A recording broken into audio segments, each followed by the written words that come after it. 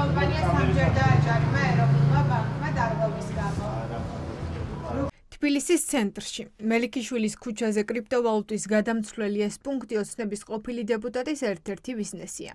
ქართული ოცნებიდან ირაკლი სესიაშვილი კრიპტო ბიზნესში წავიდა და საქართველოს სამ ქალაქში ანალოგიურ ცენტრებს ფლობს. დღეს ცნობილი გახდა, რომ სესიაშვილის კომპანია უნოტრონი ეროვნულმა ბანკმა ფულის გათეთრების და ტერორიზმის დაფინანსების წინააღმდეგ კანონის დარღვევის გამო დააჯარიმა. თუმცა კომპანია არ ხსნის მიზეზებს, რატომ შეიტანა ეჭვი მათ საქმიანობაში რეგულატორმა. უნოტრონი ხომ არის თქვენი კომპანია? არის, კი ბატონო. სამჯერ დააჯარიმა ეროვნულმა ბანკმა ფულის გათეთრების და ტერორიზმის შესახებ კანონის მოთხოვნების დარღვევის გამო. მაინტერესებს რა დაარღვიათ ის გამო? ჩვენ არაფერი არ დაგვიღვევია და ეგ ინფორმაციაც აბა ყოველად დაგაჯარიმათ ეროვნულმა ბანკმა? ვერაფერს ვერ გაგცეთ პასუხს, ჩვენ არ ვიცით. რა მოთხოვნები დაარღვიათ ეროვნული ბანკის ის გამოც დაჯარიმდით? ჩვენ არაფერს არ ვარღვევთ. მუშაობთ ოფიციალურად და არაფერს არ ვარღვევთ ჩვენ ამ კანონს. გადარიცხვის შესახებ ინფორმაცია არ წარდგინეთ ეროვნულ ბანკში? ჩვენ ვერ გაგცეთ მაგაზე პასუხს. შპს უნოტრონის 100% ირაკლი სესიაშვილს ეკუთვნის. კომპანიის დირექტორი რუსეთ-საქართველოს ორმაგი მოქალაქეა. ოცნების ყოფილ დეპუტატს ვკითხეთ ფულის გათეთრებასთან მისი კომპანიის კავშირზე.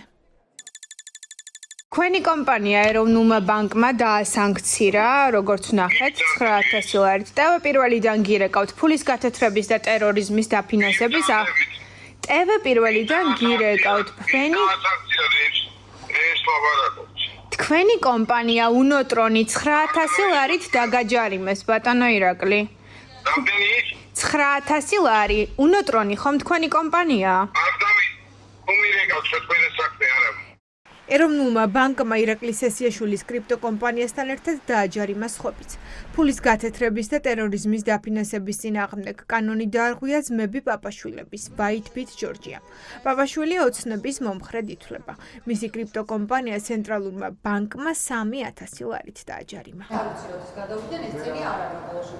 მაგრამ აქ იყო ეს ბაითბით ჯორჯია. ეროვნულმა ბანკმა ჯამში 13 კომპანია დააჯარიმა. ფინანსური მონიტორინგის სამსახური კრიპტო კომპანიებისგან მოითხოვს. გარიგებების შესახებ ინფორმაცია შეინახონ და მათ წარუდგინონ. სავარაუდოდ სწორედ ეს ინფორმაცია არ მიაწოდეს დაჯარიმებულებმა ცენტრალურ ბანკს. რატომ? ეკონომისტები დარწმუნებულები არიან, რომ თუ დასამალი არაფერი ჰქონდათ, კომპანიებს ეს რეგულაცია ვერ გამორჩებოდათ.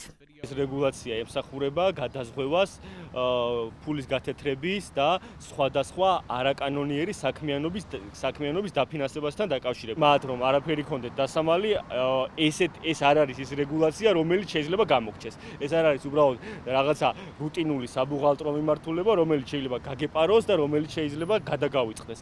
თუ მსგავს რეგულაციას თავს არიდებ, ამისთვის სერიოზული მიზეზები და სერიოზული საფუძვლები აქვს კონკრეტულ კომპანიას. ჩვენ თუ დავაკვირდებით რიგ ფაქტორებს, სხვადასხვა მიმართულებით კანონისგან გვერდისავლისა და თავის არიდების, დავინახავთ, რომ მთავრობასთან დაახლოებული სუბიექტებთან ილინკება ხოლმე როგორც წესი ეს ყველაფერი, ხო? აქედან გამომდინარე მე ვერ გეტყვი, შეიძლება ამ ადამიანებსაც მიაჩნდათ, რომ რაღაცა ტიპის კრეშა ჰქონდათ, რადგან ისინი მთავრობასთან დაახლოებული ადამიანები იყვნენ და არ ელოდნენ ეროვნული ბანკისგან ამ ნაბიჯს. ფულის გათეთრების წინააღმდეგ კანონის დარღვევა კომპანიებისთვის დიდი რეპუტაციული ზიანია. მით უმეტეს, რომ საქართველოს მასშტაბით კრიპტო ბიზნესი ისედაც გამადიდებელი შუშის ქვეშაა მას შემდეგ, რაც ბრიტანეთმა საქართველოში რეგისტრირებული კრიპტო კომპანიები რუსეთის დახმარების გამო დაასანქცირა და თქვა, რომ ამ ქსელის გავლით თეთრდებოდა ფული.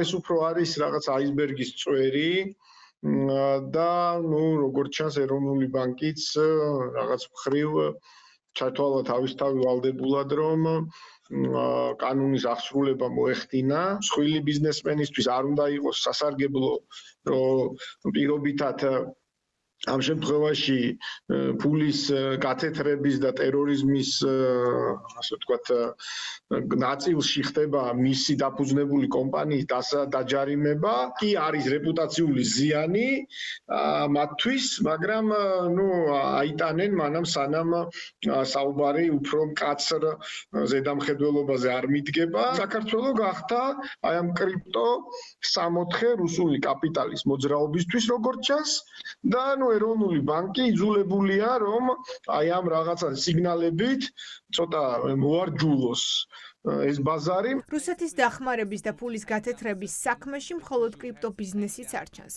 ქვეყანაში გვაქვს მაგალითი, როგორ გათეთრდა გამოძიების მტკიცებით მხოლოდ ერთ სავალუტო ჩიხურში 9 მილიარდი რუსული რუბლი და გადაიქცა $665 მილიონ.